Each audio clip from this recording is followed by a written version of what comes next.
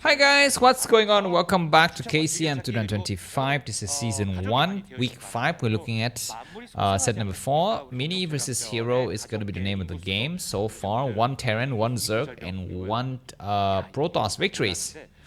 Very nice, and the next player to play is going to be a very strong player, Mini. He's almost got a reverse all kill the previous round. He's going to be facing up against Hero on the map Eclipse. Lovely map for a lovely occasion. We're going to be having Mini at the bottom left corner of the screen in the red color and Hero at the top right. 2-player map. This map was used several seasons ago and we're very happy to have it researched. Let me just quickly show you some stuff. So first of all, let me show you what this map looks like. There's Eclipse for you, and in terms of win rate, let me just quickly show you what it looks like. So for Protoss player, here are the win rates on Eclipse. 47% of kind of a midpoint there, right? In we had some really bad maps like Death Valley, Metropolis, Dominator, but Radiant and Deja Vu are very kind of almost good map for Protoss. So that is what we have, Eclipse. And if you're wondering what the players look like right now, let me just quickly show you. So the first dude to make his face known to us is going to be Hero, that's him. And Mini, Master of Chaos, like I often like to call him, because he's just so unpredictable, he just doesn't give a crap about anything. That's Mini.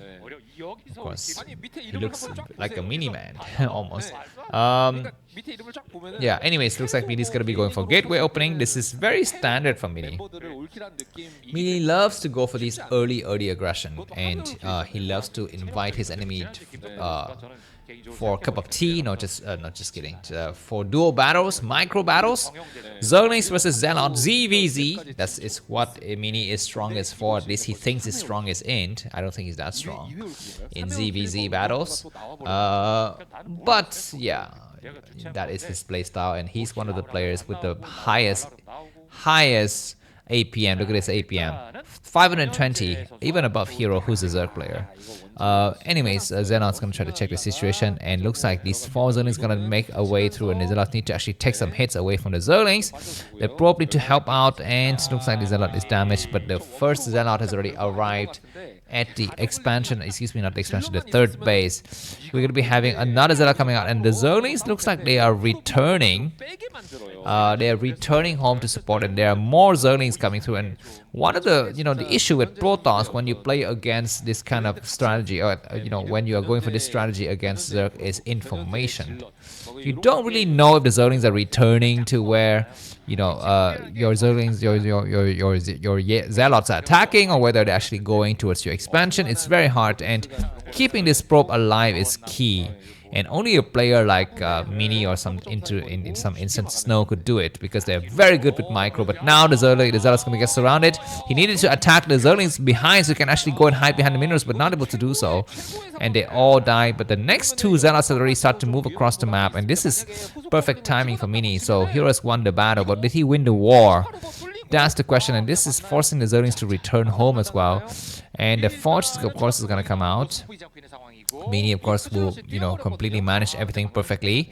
2 Zealots versus 8 Zerglings need to go for the attack, and the probes need to actually get in here. One of the Zealots gets strapped though very easily, and he's gonna try to go and hide behind the mineral patches a little bit here, but that was a misclick, man. Terrible misclick by Mini. He's got to do better. He will come out, the probe is buying so much time, and he will get as many Zerglings as possible and then go and hide behind the mineral patch once again. Take some hits, but that's gonna be now the end of these Zealots. So 30 supply for Mini, and Hero is 25. We're looking in almost the 5th minute mark of the game. Lair coming down, so very standard stuff between these 2 players. But I have to say that Hero defended correctly, but of course, how many Zerglings did he have to make is the question, right? Of course, you can defend correctly and everything, but did you make way too many Zerglings? That is the problem. These Zealots gonna try to check here. The probe already saw that on the right lane there's nothing. So these Zealots gonna try to go home, but they don't have speed. Only the Zerglings have speed and nice attack, but looks like a lot of Zerglings are not getting destroyed here. Mini is not destroying the weak Zerglings, but now he gets some of the Zerglings, and no, at the last minute, still some Zerglings are remaining. The probe though scouts perfect. I mean, this is Mini at his finest. Mini is like wine. I mean, it's just so fine, so exquisite, so exotic. He just does all of these insane moves, like attacking with a group of Zealot and then going scout with a probe, and at home still doing some other stuff. He's just so good with that. Anyways, now we're gonna be having Spire. So things is gonna have to take a different turn now. Only one cannon in the front, that is a perfect response. You don't need too many cannons. Of course, you need to be wary of the fact that the Zerg player could just make a fake, not a fake, but just make Spire, but don't make any mutations or make 4 Scourges and go switch back into Hydras. That is what you need to think about. But anyways, these 3 Zealots are going to start to come out.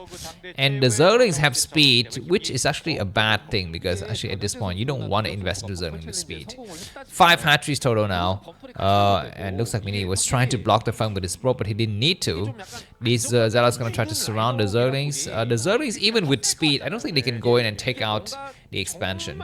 The one cannon behind the forge. I don't think so. Anyways, Hydra, and this is interesting. I mean, this is something that Zerg players often do, right? And if the Protoss player comes out with a Corsair and he doesn't use it to scout, instead he uses it to go and snipe Overlords, this is where this build is perfectly, it's a perfect counter to. So this is going to be what Hero is going to try to do. Looks like his Spire is done. He will be making some Scourges.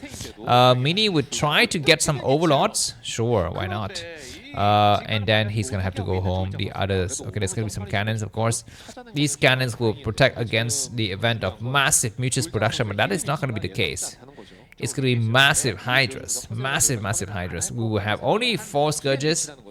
Only if there's a way for Mini to slit in a probe out right now. He's been so good the entire game of making sure he sees exactly what the other guys is building, but this time around, can he slit a probe out, and does he choose to? Because actually it costs money. Okay, double Corsair.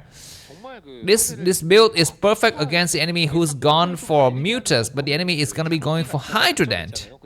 So yeah, looks like the Scourge is gonna reveal itself, and Mini is gonna be wary now because the Scourges will see the double Corsair.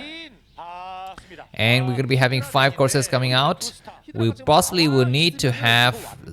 there are some Hydras, so they will be able to protect against the Overlord. Protect Overlords against the Corsairs. But now Mini will know that there are some Hydras along the way. He needs to move his weak Corsair away. He tries to do that. He gets 2 Overlords. He's going to be careful because the Scourges are moving against his positions. Zealot's going to try to get on high ground. One of the Corsairs is damaged to turn around. He's going to try to take the moving shot, maybe. Who's the one who invented the moving shot? Maybe Snow. Moving Corsair shots against the Scourges. But anyways, he needs to... Oh my god, he's got so many Corsairs, but they're not attacking correctly. And he loses only 1 Corsair. I guess, that's the maximum you lose, right? Because double Scourge is attacking. Anyways, these Zealots are wasted. What about Dark Templar? Right, Dark Templar would be a nice idea to have right now. He might be making Dark Templar, but I don't know if the Templar Archive is even done, but Overlord speed completes. So it is kind of useless. The cannon only started now. The Corsairs, okay, there's a lot of Overlords hiding in the corner, but he's not seeing it. He will get some of the weak Overlords on the outside, and he will get 2 more Overlords here, possibly. The cannons will morph now. He gets a lot of Overlords, and I think, yeah, Hero supply block, sure, but the large wave of Hydras just morphed right now. 1 cannon's completed. Hydra's gonna try to dive in. Zealot need to attack. He's not attacking. I think that was a bad feint by Hero not to attack directly. And the Corsairs don't see the Overlords in the corner. That is so unfortunate. The gateway is possibly going to be falling into Corsairs, but they could get 3 Overlords right now for free, but he doesn't do that. And of course this forge is going to get attacked upon. I always feel like, is it worth it to make a cannon on a high ground here on Eclipse? You can make a pylon and then high ground, and then you can make a cannon next to it. But anyways, the forge will possibly fall. What about the upgrades? I think it completes. +1 is done now. I don't know about the next upgrade. It cannot possibly complete, so he's gonna have to build a forge back at home. But the game is is okay. I mean, Mini doesn't have a lot of problems. He's gonna come out and he needs to check the top right, man. He needs to go all the way towards the top right. He will see it. He started to move his Xenos out and surrounding those Hydras. The Corsairs, where are they? He found some overlords in the corner. He needs to run towards the left side. He find yet another overlord for free. He will get it. Maybe, maybe not. Some Zealots are moving towards the right side because during this time the Zerg player like to go for some hidden bases. Okay, reproduction of Scourge is an interesting move here because he knows that the enemy is stopped building Corsairs. And Robo's coming down. We have the Scourge just hang out here, not doing anything. Very interesting. But anyways, we have now 4 Zealots hanging out, and that is going to create a bit of confusion towards the enemy's ranks here. You want to constantly stay at home to counter those kind of, you know, Zealots' presence. Now there's going to be some nice attack. Those 2 Zealots who need to back down. Both the players going to be backing down. And massive Hydra's coming out, but it's going to be not okay, and I mean, not enough, I don't think, to penetrate the front door. A Dark Templar is nice. There's gonna be how many High Templars? Just 3. He's gotta be very careful. It looks like Mini's gonna try to take a base during this time. This is a smart move. Sometimes we see Protoss players do this, especially on Eclipse, because the Zerg player is actually not aware of these bases. He's always thinking about this 830 base, and that is not the case. And Mini's gonna take a base on this other map. He's also going to Robo, so he's actually going very ambitious, guys. He's not, you know, he's I mean, he's going for tech as well as expansion, and with you know, at the expense of having a nice healthy army. This is not what you want to have, but he's hoping that it will work, and this drone is gonna get sniped. Very smart for Mini to do so. It's gonna have to run now. That slow down the enemy, and he's gonna be able to make some cannons right now. He makes 1 cannon, he will make another one soon. He makes 2 cannons, but the Scourges will arrive. The Scourges have arrived, and that base is going to be completely discovered, and the Zealots need to return home to protect that base now. And Lurkers coming out is going to be a problem. This hatchery is going to get planted at the 12 o'clock position. The Lurkers, excuse me, the Dark Templar is going to get surrounded. Look at how many forces are required to take out a single Lurker. So many. But there's going to be, excuse me, not a Lurker, Dark Templar, but now this single Lurker will be buying so much time. Xenos attacking nicely against Hydras. They will get almost all of the Hydras. We need to back down to cover. Okay, 3 Hydras going on high ground, and these probes will be transferred correctly in the last bit. And so looks like Mini's going to be able to hold it. He will go there, the probe will get on the high grounds, and there's going to be some cannons protecting. So this base is completely covered now. What a smart move that is, Mini. Insane move. But now for the time he can hold, but I think the enemy could switch into something else, maybe to Mutualist or something.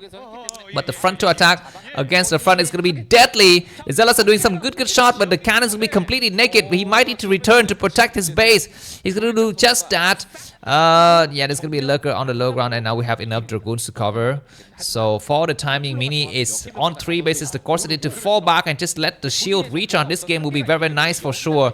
The Hydra's going to try to get on high ground, but nice Storm, and the Zealot just buying so much time. We might have even more cannon. We need to have great Storm. This is great trade. The trades are amazing, but of course this base still might fall. We need to have 1 more Storm. Look at the lines of freaking Hydras. So many Hydras moving in, but there's got to be 1 more Storm. Possibly he's waiting. No, he doesn't have any more Storm.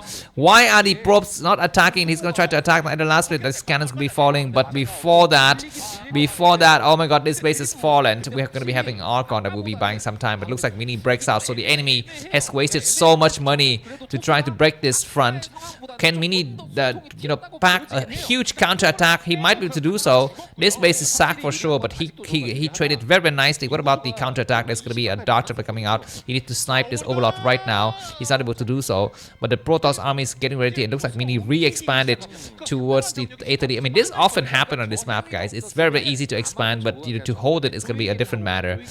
This Nexus is going to fall, and of course Mini will retake his base, but he needs to go for an attack now because he wasted a lot of forces to try to defend this. He's got +2 weapons and +1 armor. The course is going to try to check. You have two owl on this map, right? The right owl, the right corridor, and the left owl. So while this battle is happening right here, you gotta be super careful because the Zerg can go for the counter attack. We might have a front to attack. I mean, so the Corsair need to return now. The next big attack is happening. This is gonna be some great Storm. The Hydra, we need to get on the high ground first. He's gonna get on high ground. He will cast a nice Storm. That was a premature Storm. He need to pull the Zealot back.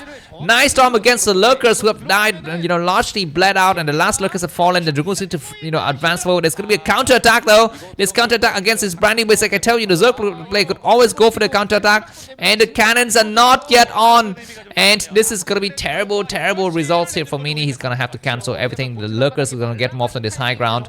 The Nexus will fall. Okay, looks like he's not morphing the lurker. This is a mistake. He could have easily morphed a lurker on the high ground, but now he doesn't. There's going to be some storm though that eats up these high temperatures. The Nexus is going to be falling, but Dragoon's going to try to attack. The Nexus is going to cancel itself. Mini just trying to save his money. Need to storm those Hydras on the high ground. Now does he have energy? I don't know. I don't know about that. He's going to try to storm.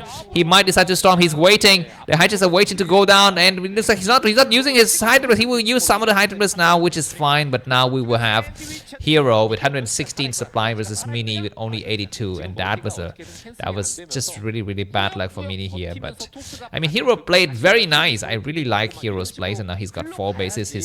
He's been rewarded for his excellent efforts. We have a single. How is this probe still here? I thought it died. Anyway, Mini will just be stuck here forever now. It's gonna be impossible for him to go out. The next wave of Hydras will kill him. If he can actually sneak a Dart Templar out now at some point, it would be great. He needs to cast a Storm. He's pulling back. He needs to cast a Storm. What is he doing? He's waiting to get on high ground. Wow, he loses a High Templar. That is so bad. He's going to cast a Storm against some of the Hydras on the low ground. He will cast one more, but it's not going to be enough. Dragoons are trying to just hang out here, but the next wave attacking against his main base might just completely seal the fate of the game.